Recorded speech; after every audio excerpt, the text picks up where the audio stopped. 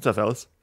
We're going to be doing something a little bit different today. I just found some of the craziest NBA trades that I could, and we're going to talk about them. We're going to go through them, have a ton of fun with them, just kind of react to maybe not the most realistic trades in the world, but at least some of them that are fun. Huge blockbuster will make the Celtics contenders. The Celtics receive Damian Lillard and Kristaps Porzingis. The Trailblazers get Jaylen Brown, Carson Edwards, Tyrell Terry, Kemba, 2 firsts, a second, and then another first from Dallas, and the Mavs get CJ McCollum. Okay, so Boston ends up with Dame and KP. Now, they have to give up Jaylen Brown and Kemba Walker to do it. And the Trailblazers thing here, I'm not following. So the Trailblazers give up Dame and CJ. Okay, they're getting back Jaylen Brown, which is very good. You love Jaylen Brown. Carson Edwards, Tyrell Terry, Kemba Walker, and 3 future firsts. Now, granted, you like the flexibility of the first-round picks. You know, Kemba Walker and Jaylen Brown together will make your team good. You won't be an awful team immediately.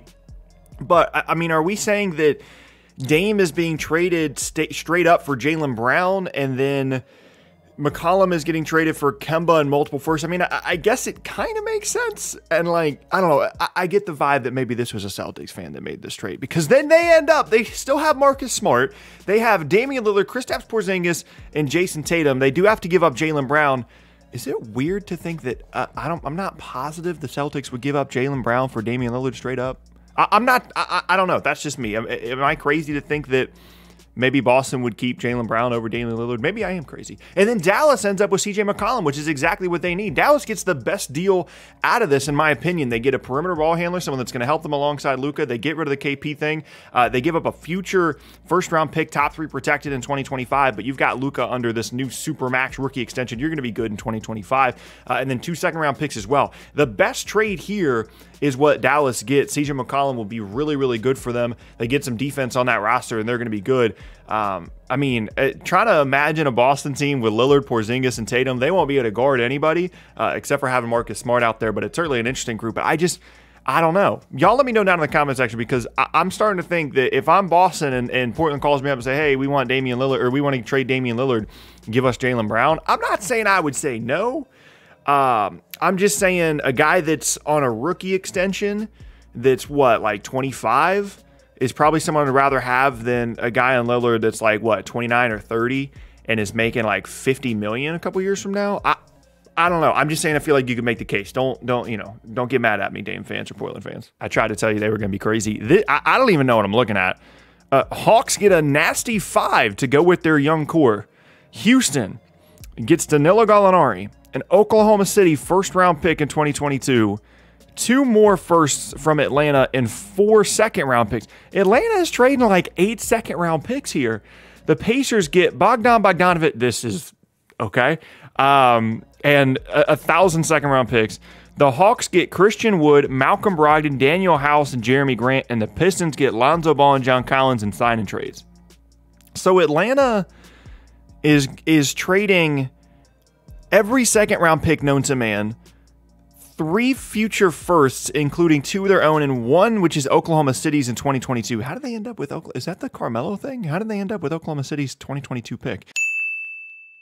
And Danilo Gallinari and John Collins to get Christian Wood, Malcolm Brogdon, Daniel House, and Jeremy Grant. Well, I don't want to give up Bogdanovic. I mean, I understand the John Collins part of it. I'm getting stuck on the Hawks. Let's talk about these other teams. So Houston gives up Christian Wood and Daniel House to get Gallinari, but they get all these future picks. Like, that's crazy value when you look at the amount of first-round picks that they're getting in exchange for Christian Wood and Daniel House. Like, Christian Wood's a good player, but you're telling me I'm getting 3 future firsts, including 1 from Oklahoma City? That's crazy value if I'm Houston. Indiana, I guess they want to get rid of Brogdon because he gets hurt all the time. They get younger. I mean, everybody loves Bogdanovic. He'd be a super good fit in Indiana. You get 1,000 second-round picks. I don't know how Atlanta has this many second-round picks. I've never seen this many picks involved in a single trade, ever.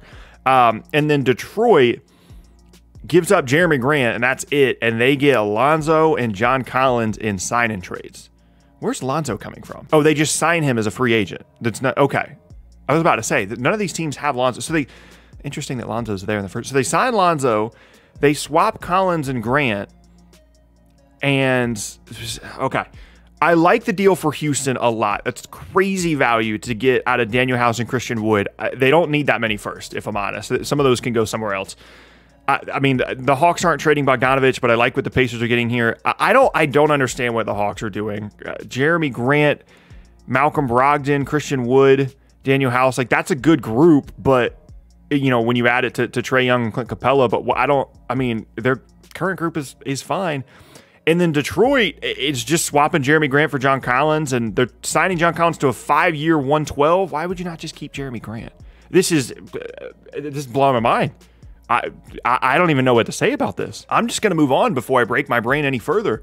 The most realistic Mavs offseason. Miami gets Josh Richardson back. Portland gets Tyrell Terry, Trey Burke, Dwight Powell in 2 seconds. The Mavs get Yusuf Nurkic and... Oh, okay, so it's the entirety of their offseason. So that's why all this free agency stuff is there. I cut it off at the bottom, but they like re-sign all these free agent guys. So it's the entirety. Okay, so they get Oladipo in free agency for 2 years, 30. They re-sign Hardaway. They re-sign Luka. They sign Torrey Craig, re-sign Boban, re-sign Willie Cauley-Stein.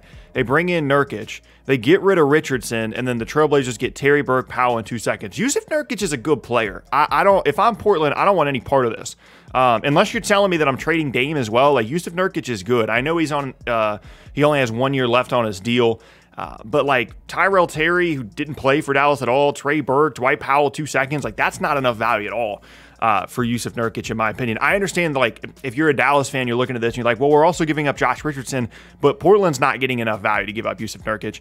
Miami is just here. Like, they're just involved. They're getting Josh Richardson for free. Okay, so Richardson declines his player option and then just signs in Miami, or do they swap him and Oladipo? I don't know what's happening. I'm very, very confused. All I know is that Portland's not giving up Yusuf Nurkic for quite literally nothing. Like, they're not getting anything out of this. I understand what this guy's trying to do. He's trying to say, we need to get a big. You can play KP either at the backup 5, I guess, or at the 4. I don't love that. But you sign Oladipo, you re-sign all the other guys, you get rid of Josh Richardson, and then you're looking at, Doncic, Oladipo, Hardaway Jr., KP, Nurkic, Boban, Cauley-Stein, Craig.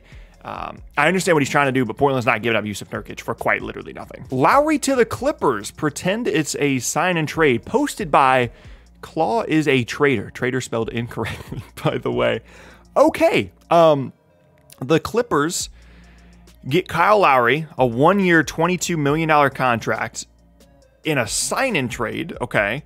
The Thunder are getting Aaron Baines and Rodney Hood in a second. The Raptors are getting Luke Kennard, Terrence Mann, and Serge Ibaka. Okay.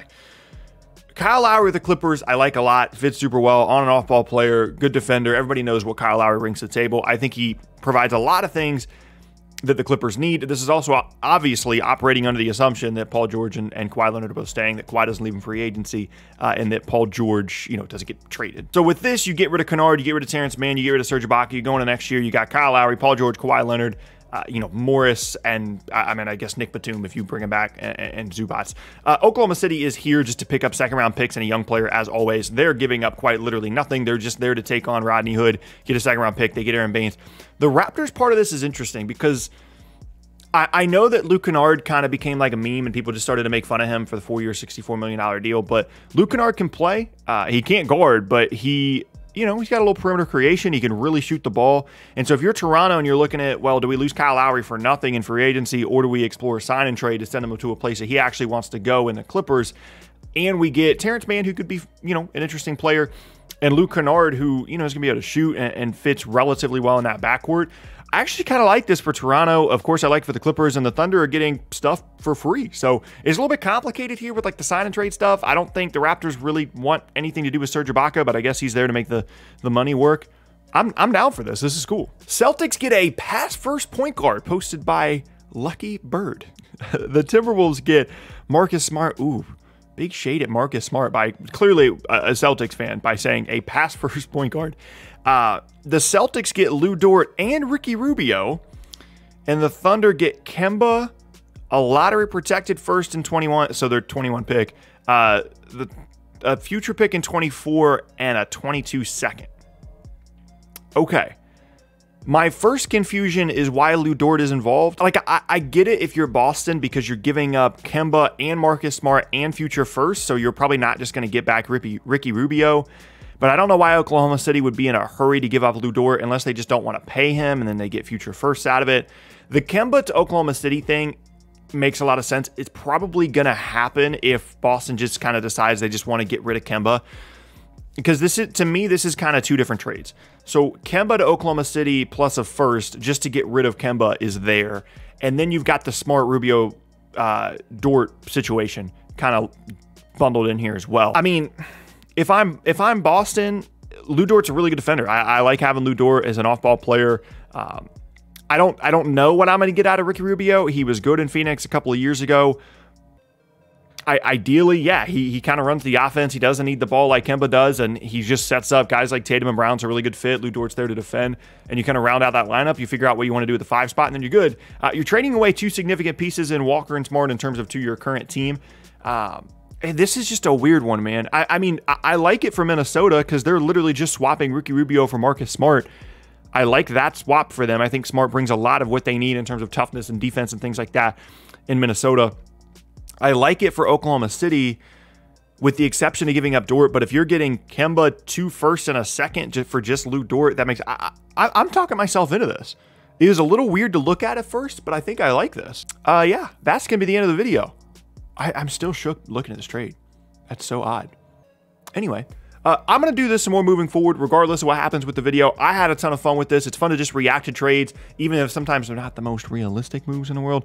Let me know down in the comment section below what else you guys want to see me take a look at, react to, things like that. I will leave a link in the description to the site that these were posted on if you guys want to post some of your own. I'll just kind of scroll through them on a weekly basis and look through and see which ones I kind of want to take a look at and talk about with you guys. But yeah, with all this thing said, hope you guys have an awesome rest of your day. If you enjoyed the video, leave a like rating on it. Consider subscribing to the channel as well. And yeah, hope you guys have a fantastic rest of your day. Once again, my name is Tucker, and I will see you all next time.